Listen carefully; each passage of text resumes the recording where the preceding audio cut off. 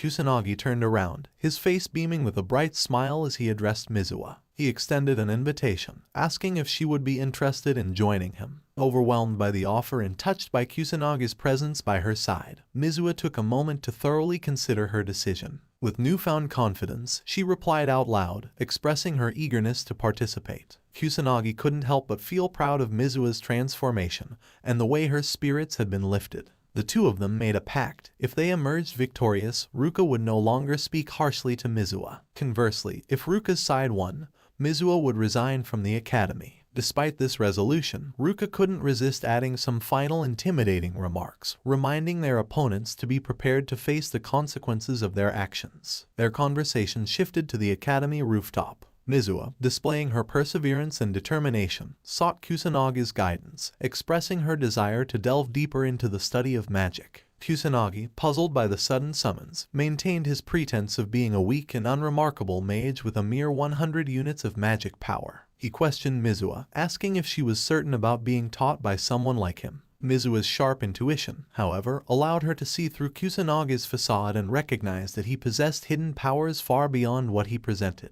Impressed by Mizuwa's intelligence and unwavering belief in his ability to help her become stronger, Kusanagi couldn't refuse her plea for assistance. He agreed to help her, setting the condition that she must follow his instructions and remain committed throughout their training. Mizuwa's enthusiasm and joy were palpable as she jumped with delight, overwhelmed by the prospect of Kusanagi's guidance. He assured her that he would never turn down her plea, impressed by her willingness to pursue strength. They recognized the importance of preparing for what lay ahead. To begin their training, Kusanagi asked Mizuwa how she defined magic power. Confidently, she explained that it was the energy inside a person's body necessary for performing magic. When asked about incantations, Mizuwa described them as programmed instructions that converted magic power into magicraft. She added that intentionally increasing a mage's magic power was impossible, as it was predetermined before birth, and ceased to progress at a certain age. Kusanagi corrected Mizuwa's misconceptions, revealing that magic power extended beyond an individual's body and encompassed the energy present in the natural world.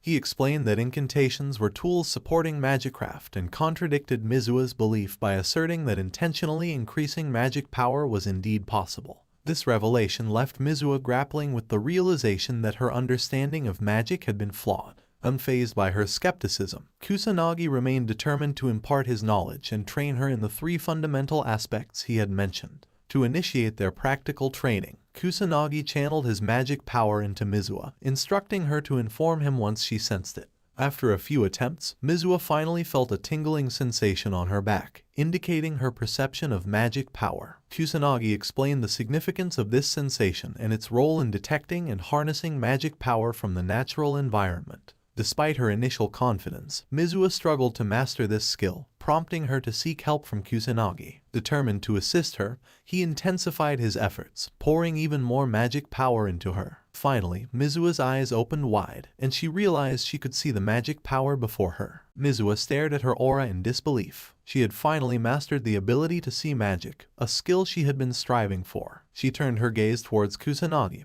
hoping to perceive his magic power, but she couldn't understand why she could barely see it. Kusanagi praised her for achieving her first goal, and Mizuwa blushed, pretending that it had come naturally to her. With Mizuwa's newfound ability to sense magic, they moved on to their next training phase. Kusanagi instructed Mizuwa to learn how to adjust the amount of magic power she used, using magicraft with the appropriate amount of magic. He advised her to discard any unnecessary actions and focus on efficiency. Similarly, Mizuwa was encouraged to push her magic power to its limits, knowing that it would increase after she recovered from depletion. Curious if their training would differ from the basic teachings of the academy, Mizuwa asked Kusanagi. He reassured her that it was okay to doubt him, as he had always been truthful from the beginning. Mizuwa, however, had grown to trust him and vowed not to doubt him anymore. Kusanagi was pleased, and they moved forward to the next stage of training. Kusanagi instructed Mizuwa to step back as he took off his blazer, preparing to battle her. Mizuwa was excited to witness Akami's true powers. She unleashed a magic circle called the first level of aqua sorcery, sending two swirling water projectiles towards Kusanagi. With a calm demeanor, Kusanagi used his shield power, resembling a honeycomb, to block Mizuwa's attack. Mizuwa was impressed by his abilities. Kusanagi referred to the power he had used as the first level non-attributes magic barrier. He explained to Mizua that if she couldn't break through his shield, defeating her sister Ruka would be impossible. Determined, Mizua launched another attack, this time using ice bullets. However, Kusanagi effortlessly blocked her assault and advised her to keep moving while using her magic craft. He emphasized that stopping her movement would lead to defeat when facing a mage. Following their intense sparring session, Mizua was exhausted. Kusanagi offered her a towel and observed that she had used too much magic power in an inefficient manner. He explained that once she learned to adjust her power, she wouldn't need any incantations. A mage could use magicraft as long as they had magic power. To demonstrate, Kusanagi showcased his own magic, producing a fiery burst. He then compared Mizua's power to his own,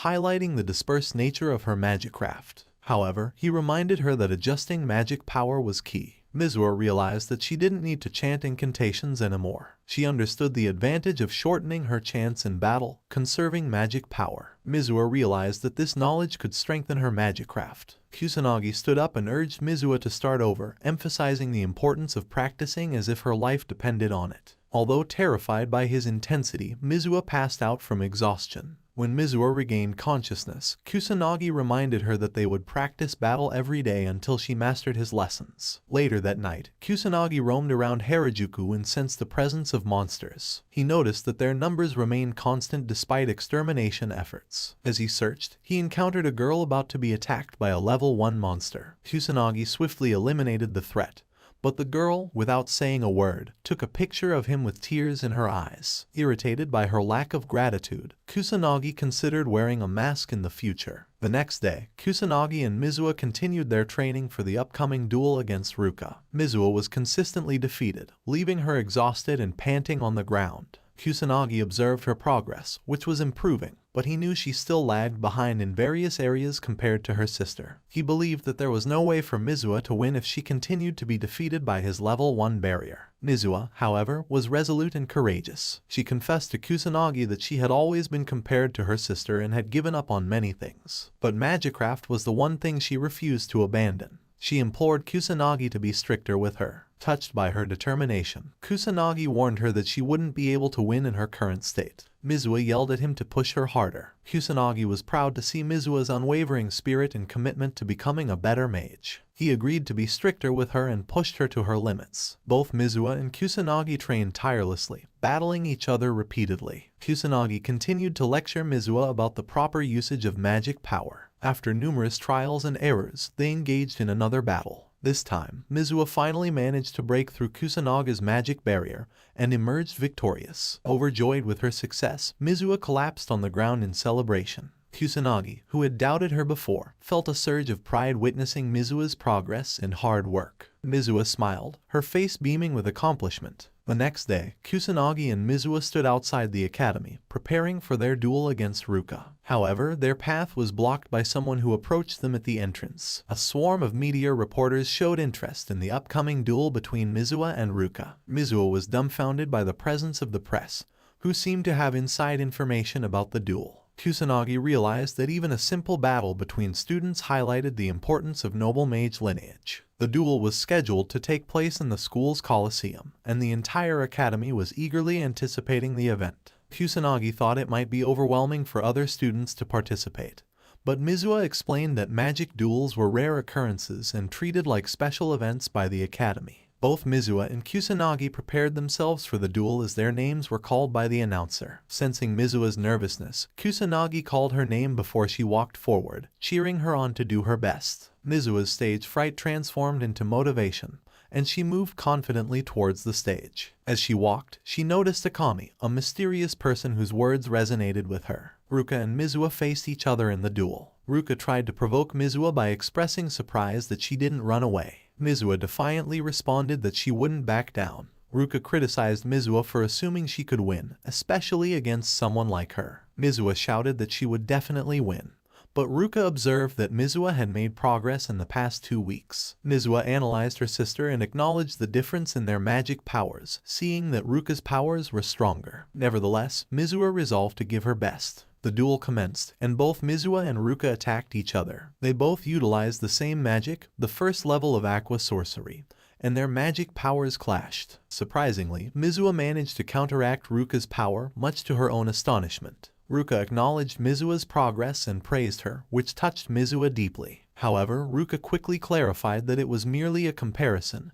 and not genuine praise. This provoked Mizua, but she remained determined. Ruka decided to increase her magic power, launching a relentless attack. Mizua struggled to defend herself until she could no longer withstand Ruka's onslaught and fell off the stage beside Akami. Kusanagi looked at Mizua, hoping she wouldn't give up. Based on his observations, Mizua had a higher chance of winning in terms of enchanting speed, but Ruka was simply stronger. Ruka criticized Kusanagi for not helping Mizua, despite having protected her before. Kusanagi defended his decision, stating that he didn't underestimate Mizua. Ruka was confused, but Mizua rose to continue the fight. This terrified Ruka as she watched her sister stand up after enduring her level 2 magic attack. Mizua repeatedly declared that she wouldn't give up. She emphasized that magicraft was the one thing she held on to, even if she lost everything else. Mizua launched another attack against Ruka. The Mizua sisters fought fiercely, both using their magic powers. However, Mizua's body reached its limit, and she collapsed, refusing to give up.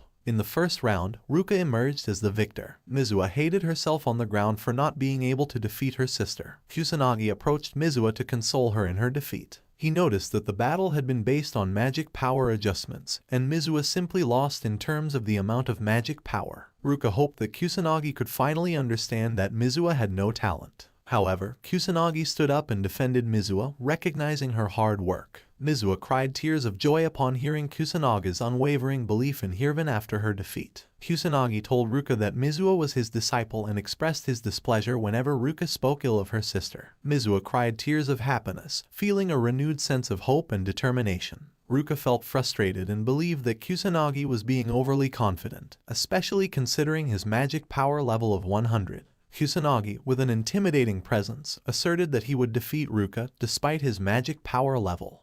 Ruka dismissed Kusanagi's words as nonsense, but she decided not to be his opponent for now. It was Ryuji's turn to duel, and both he and Kusanagi were brimming with confidence. They believed that Kusanagi would defeat Ryuji in a matter of seconds. Kusanagi carried Mizua off the stage as she was exhausted, and advised her to pay attention to his battle to further hone her skills. Strangely, Mizua noticed that her body no longer hurt, and her wounds were healing. Kusanagi walked confidently to the stage, knowing that he could defeat Ryuji with his magic power level of 100. However, he acknowledged that he had to go all out and keep his magic power at 100 to stand a chance. He vowed to use non-attribute magic and proceed without incantations or setting up a magic barrier, even if it meant risking his life. He was thrilled to fight against two strong students. Ryuji and Kusanagi attempted to intimidate each other, both claiming not to hold back their power. As the match began, the crowd cheered for Ryuji, teasing Kusanagi to be gentle with his opponent. Ryuji unleashed his 8,000 magic power, while Kusanagi observed his aura and realized that it might pose a challenge. Despite using only 100 units of magic power, Kusanagi knew he could die if he let his guard down.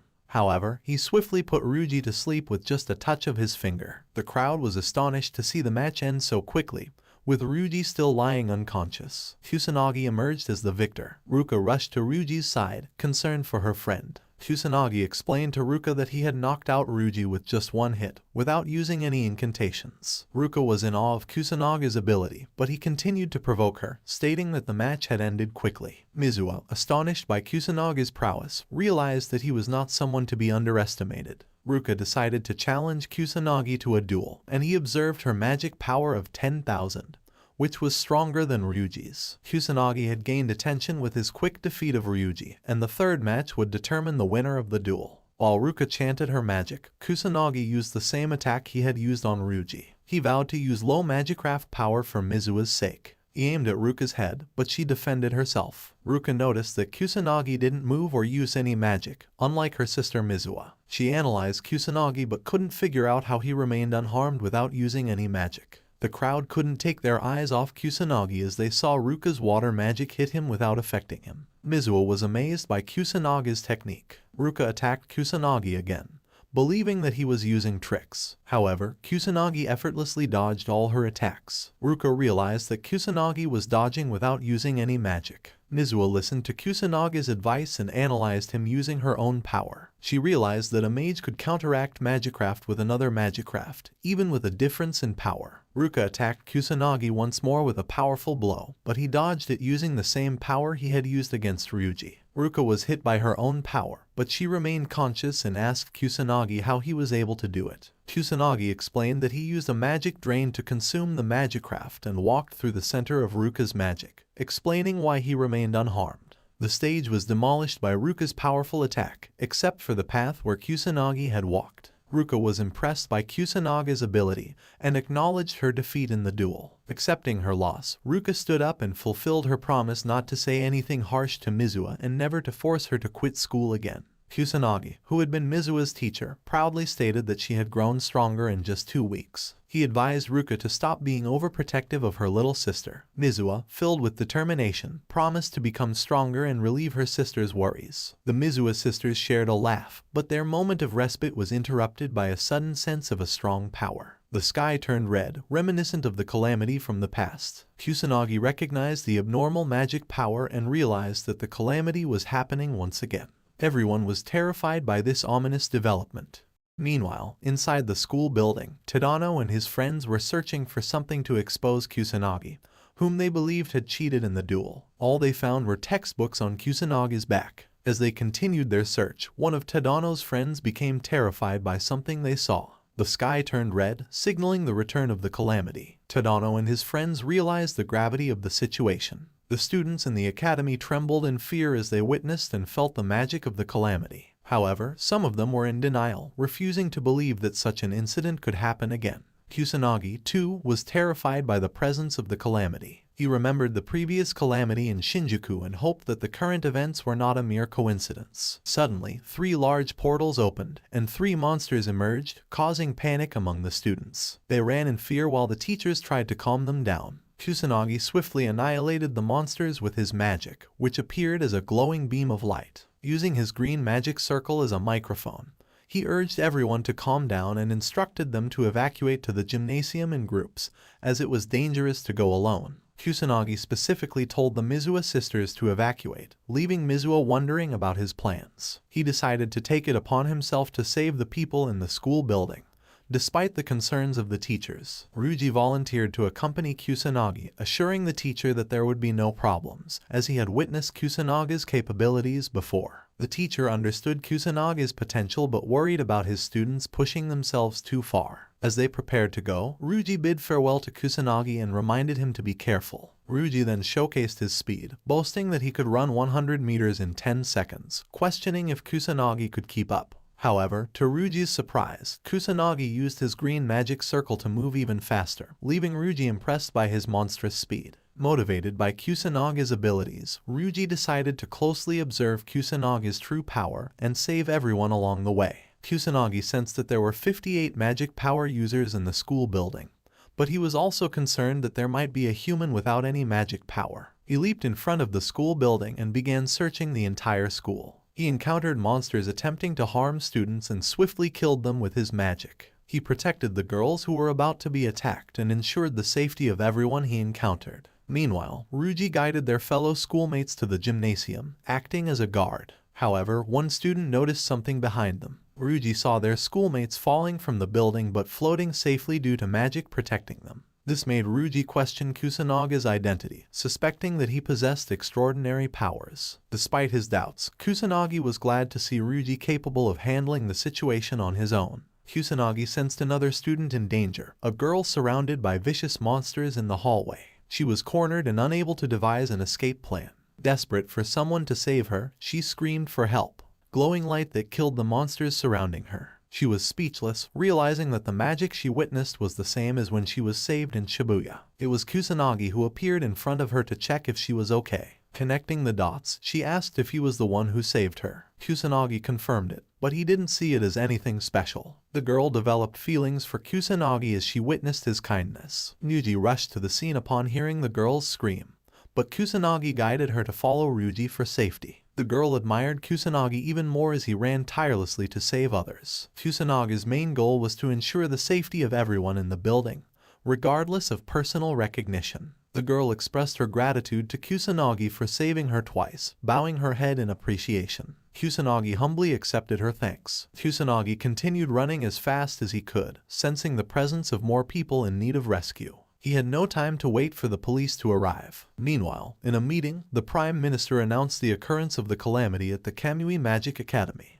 Questions arose among the attendees, as the calamity had not been seen in 50 years. The Prime Minister decided to contact the Beast Countermeasure Division of the Metropolitan Police Department and the Magic Nobles for assistance. He acknowledged that the self-defense force lacked the necessary personnel skilled in battling monsters, as their focus had been on national defense and international affairs. The police and magic nobles swiftly arrived at the academy. They discussed the reappearance of the calamity and wondered how such an event could occur again.